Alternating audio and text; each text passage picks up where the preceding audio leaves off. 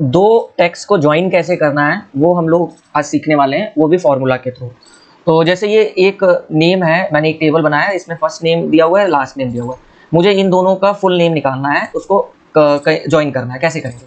हम यहाँ पे इक्वल टू लगाएंगे, कॉनकैटनेट लिखेंगे, CON लिखेंगे तो यहाँ कॉनकैटनेट आता है, आपको इस पर क्लिक कर देना है और टैप प्रेस करना है। अभी आपसे पूछेगा आप किस टेक्स्ट को ज्वाइन करना चाहते हैं, तो मुझे ये B2 के अंदर जो भी चीज़ें लिखी हैं उनको ज्वाइन करना है, तो मैं B2 पे क्लिक करूँगा। अभी ये नहीं हो रहा है, तो मैं इसको थोड़ा सा दूर कर देता हूँ। हाँ, अब करते हैं इक्वल टू कॉनकैटनेट, ये क्लिक किया, राज पे मैंने क्लिक किया, B2 हो गया। फिर कॉमा लगा के अब ये आपसे पूछेगा दूसरा कौन सा टेक्स्ट आप ज्वाइन करना चाहते हैं, तो दूसरा मैं चाहता हूँ लास्ट में, कॉमा लगा के मैं इस पर क्लिक कर दूँगा एंड ब्रैकेट बंद करके एंटर करूँगा। तो आप देखिए राजकुमार मेरा दोनों एक साथ ज्वाइन हो जा रहे हैं। अब इसमें एक प्रॉब्लम ये है कि दोनों के बीच में स्पेस नहीं आ रहा है, तो मुझे स्पेस लाना है, तो मैं B2 के बाद कॉमा लगाऊंगा, फिर इन्वर्टेड कॉमा डबल कोटेशन दूंगा यहाँ पर और इनके बीच में स्पेस दे दूंगा और फिर एक कॉमा और दे दूंगा।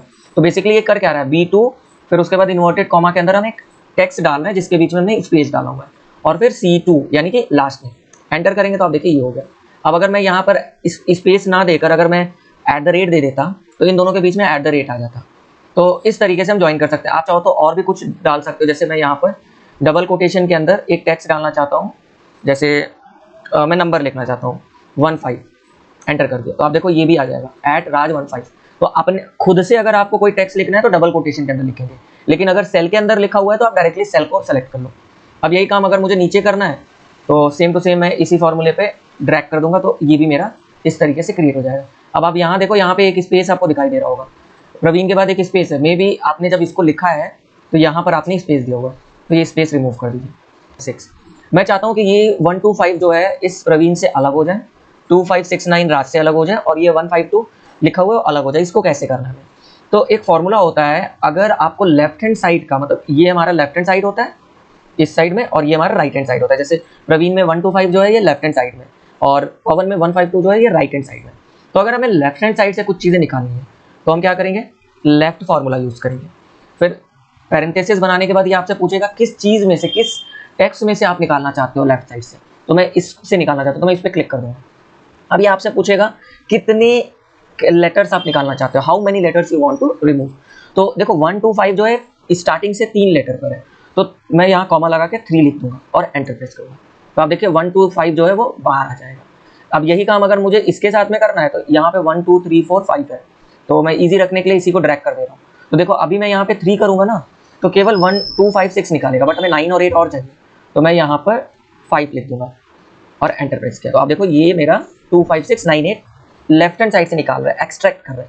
अब देखिए अगर मुझे 1 5 2 निकालना है तो मैं इक्वल टू करके राइट साइड लिखूंगा एंड यहाँ पर मैं चूज कर लूँगा पवन 152 और मुझे राइट हैंड साइड मतलब पीछे से 3 लेटर्स चाहिए, तो मैंने 3 एंटर किया तो आप देखिए 152 आ गया। तो लेफ्ट हैंड साइड आगे से पीछे की तरफ होता है और राइट हैंड साइड पीछे से आगे की तरफ का होता है। तो इस तरीके से हम ये फॉर्मूला यूज़ कर सकते हैं। अब इसको आप एब्सोल्यूट वैल्यू कन्वर्ट कर लीजिए, नहीं तो इसको जब हम कॉपी करेंगे तो प्रॉब्लम आएगा। जैसे मैं चाहता हूँ कि मुझे पूरा कॉलम ही कॉपी करना है, ये A और C कॉलम को कॉपी करना है, तो एक तरीका ये है कि इस पर क्लिक करके अलग अलग करके कॉपी करिए। एक तरीका ये है कि इस पर क्लिक करिए, कंट्रोल प्रेस करिए, C वाले पे क्लिक करिए, तो आपका दोनों का दोनों सेलेक्ट हो गया। फिर आपको कंट्रोल C प्रेस करना है, कंट्रोल C प्रेस करेंगे तो ये कॉपी हो गया। अब मैं किसी अलग वर्क शीट में पेस्ट करके दिखाता हूँ आपको। ये मैंने एक नया शीट बनाया और यहाँ पे मैंने क्लिक किया, कंट्रोल V पेस्ट कर दिया। ओके, शायद नहीं हुआ है, फिर से मैं जाता हूँ, कंट्रोल C प्रेस करता हूँ और यहाँ पे कंट्रोल V पेस्ट किया, तो आप देखिए ये मेरा कॉपी हो गया। तो इस तरीके से आप पूरे कॉलम को कॉपी कर सकते हैं एंड इसके प्रेस करने पे वो गायब हो जाएगा आपका। अब हम लोग देखने वाले हैं सेव और सेव एज में क्या डिफरेंस होता है। देखिए फाइल के अंदर जब आप जाओगे यहाँ पर एक ऑप्शन आएगा सेव, जब आप सेव पे क्लिक करेंगे तो आपकी जो फाइल है वो सेव हो जाती है जिस भी प्लेस पर आप करना चाहते हैं। जैसे मैं एक नया डॉक्यूमेंट बनाता हूँ और इसके अंदर मैंने कुछ भी लिख दिया इस तरीके से, फाइल के अंदर गया, मैंने सेव किया और ब्राउज किया। ये पूछेगा आप कहाँ सेव करना चाहते हो, तो मैं डेस्कटॉप पे सेव करना चाहता हूँ, बुक 2 सेव कर दिया। तो सेव क्या करता है, आपके न्यू फाइल को सेव करने के लिए होता है। बट सेव एज क्या करता है, अब जैसे मान लो मैंने इसके अंदर ये फाइल मैंने सेव कर लिया है, सेव करने के बाद मैंने दोबारा इसको ओपन किया, मैंने इसको दोबारा से ओपन किया, अब मैं इसके अंदर कुछ और चीज़ें अपडेट कर देता हूँ और अब मैं अगर इसको सेव करूँगा ना तो मेरे ओरिजिनल फाइल के अंदर ये रिफ्लेक्ट होगा, मतलब मेरा ओरिजिनल फाइल ही चेंज हो जाएगा। अब मैं इसको क्लोज करके फिर से बुक 2 ओपन करता हूँ तो आप देखो मेरा ओरिजिनल जो फाइल मैंने सेव किया था उसी के अंदर चेंजेस हो गए, बट अगर मैं कुछ और चेंजेस करता हूँ और सेव एज यूज़ करता हूँ, तो सेव एज करके ये फिर मुझसे पूछेगा कहाँ सेव करना चाहते हो, तो मैं डेस्कटॉप पर ही सेव करता हूँ। एंड यहाँ पर मैंने बुक टू अपडेट लिख दिया यहाँ पर। अब मैंने सेव किया, तो ये क्या करता है, ये मेरे ओरिजिनल फाइल में कुछ भी चेंजेस नहीं करेगा, हमारे ओरिजिनल फाइल का डेटा यूज़ करके और अपडेटेड डेटा को यूज़ करके एक नया फाइल क्रिएट करेगा। तो अब मैं इसको थोड़ी देर के लिए बंद करता हूँ। अब आप देखो यहाँ पे मेरे पास दो फाइल है, book two and book two update and book two अगर आप मैं ओपन करता हूँ तो मेरे पास केवल पहले वाला ही डॉक्यूमेंट आ रहा है। लेकिन अगर मैं इसको बुक टू अपडेट ओपन करूँगा तो आप देखिएगा मेरे पास अपडेटेड डेटा वाले हैं। जैसे मैं एक एग्जांपल के लिए एक टेबल ये कॉपी किया है, ये सैंपल मैंने गूगल से ही कॉपी किया था, तो इसमें बहुत सारे डेटा है। अब कई बार क्या होता है, जैसे मैं इसको अभी थोड़ी देर के लिए जूम कर लेता हूँ, कंट्रोल दबा के आप स्क्रॉल अप करेंगे तो जूम भी होता है। अब जैसे हो क्या रहा है, जब आप राइट हैंड साइड में जा रहे हो तो मेरा जो रो आईडी है वो गायब हो जा रहा है। मैं चाहता हूँ कि मेरा जो रो आईडी है, जो पहला वाला जो कॉलम है वो शो होता रहे। तो मुझे क्या करना है, मुझे ए पे क्लिक करना है, व्यू के अंदर जाना है और यहाँ पे फ्रिज पेन्स दिखाई देगा, इस पर आपको क्लिक करके फ्रिज पेन पे क्लिक कर देना। सो ये ऑप्शन नहीं है, इसको मैं अनफ्रिज करता हूँ। आपको पहला वाला कॉलम करना है तो फ्रिज फर्स्ट कॉलम किया आपने। अब मैं राइट हैंड साइड पे जाऊँगा ना, तो ये जो फर्स्ट कॉलम है ये मेरा वहीं का वहीं रहेगा। तो इससे क्या होता है, जब आप वर्क कर रहे हो, बहुत ज़्यादा कॉलम्स पर काम कर रहे हैं, तो आप इस तरीके से वर्क कर सकते हैं। अब इसको रिमूव करना है तो आप सिंपली जाके अनफ्रिज पेन कर दीजिए। अगर यही काम मुझे फर्स्ट रो के साथ में करना है तो रो को मैंने सेलेक्ट किया, फ्रिज में जाके फ्रिज टॉप रोज कर दिया, तो मेरा पहला वाला जो रो रहेगा वो फ्रिज हो जाता है। वो हर जगह से होगा, आप चाहे जितना स्क्रॉल कर लीजिए।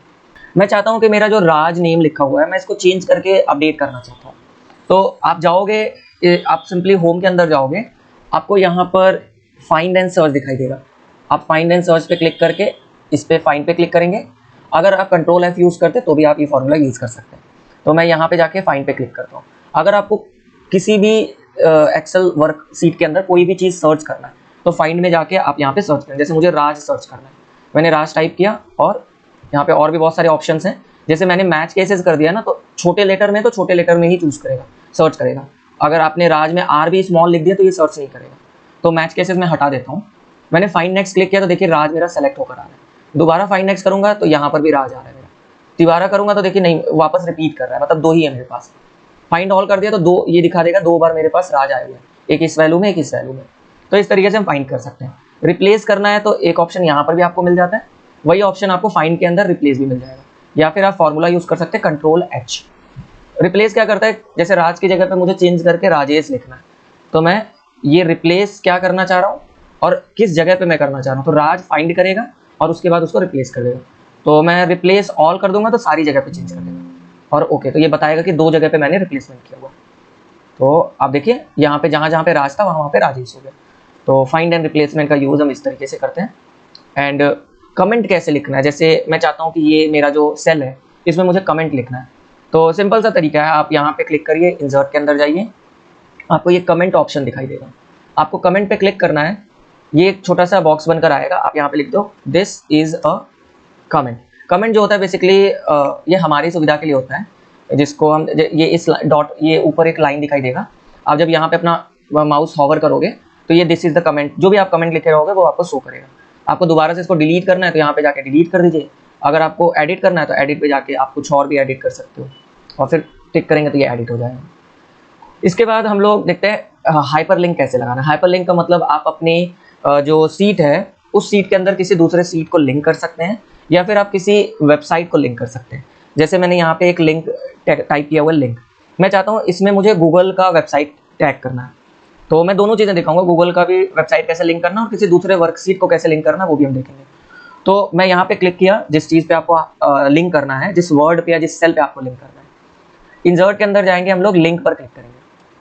अब ये आपसे पूछेगा आप किसी फाइल को लिंक करना चाहते हैं या वेब पेज को लिंक करना चाहते हैं, किसी इसी डॉक्यूमेंट के अंदर कोई सीट लिंक करना चाहते हैं, या कोई नया डॉक्यूमेंट बना के करना चाहते हैं, या कोई ईमेल एड्रेस डालना चाहते हैं।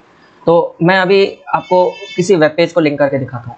तो मैंने एग्जिस्टिंग फाइल और वेब पेज पे क्लिक किया, यहाँ पे मैंने डाल दिया अपना वेबसाइट www.google.com इस तरीके से, एंड ओके पे क्लिक किया।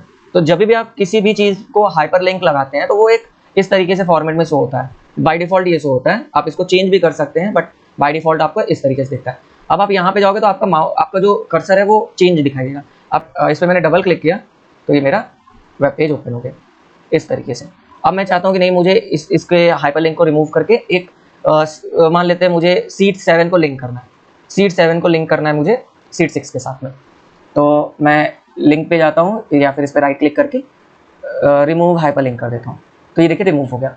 मैं दोबारा से इंसर्ट के इस पर सेलेक्ट करके इंसर्ट के अंदर जाता हूँ, लिंक पे क्लिक करता हूँ। इस बार मैं क्या कर रहा हूँ, इसी सीट के अंदर सीट 7 को लिंक कर रहा हूँ। तो मैंने सीट 7 पे क्लिक किया, ओके कर दिया। अब जब भी मैं इस पर क्लिक करूँगा तो मैं सीट 7 पे पहुँच जाऊँगा। अब देखो इस पर क्लिक करो, मैं सीट 7 पे पहुँच जा रहा हूँ।